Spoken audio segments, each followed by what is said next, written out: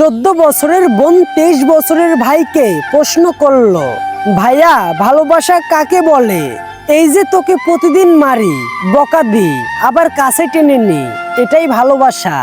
এই যে চুল বেঁধে দিই, তোকে খাবার খাইয়ে দিই, তোকে শাসন করি, আমি নিজে ছিঁড়া জামা পরে থেকে তোকে নতুন জামা কিনে দিই, এটাকেই ভালোবাসা বলে?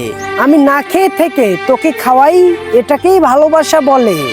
তুই কান্না করিস, রাগ করিস, আবার এসে আমাকেই জড়িয়ে ধরিস, এটাকেই ভালোবাসা বলে? তুই আমার জন্য হাত পুড়িয়ে রান্না করিস, আমি না খেলে তুই খাস না, এটাই তো ভালোবাসা? তুই আমার টাকা চুরি করে ফুরিয়ালার থেকে জিনিস কিনিস, তা জেনেও আমি সেখানেই টাকা রাখি, এটাকেই ভালোবাসা বলে?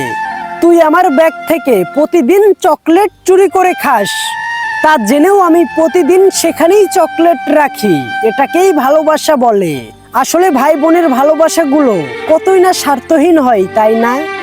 যার বোন আছে তাই জানে বোনের ভালোবাসা কতটা, যার ভাই আছে সে জানে ভাইয়ের ভালোবাসা কতটা। বেঁচে থাকুক এরকম ভাই বোনের ভালোবাসা সারাটা জীবন।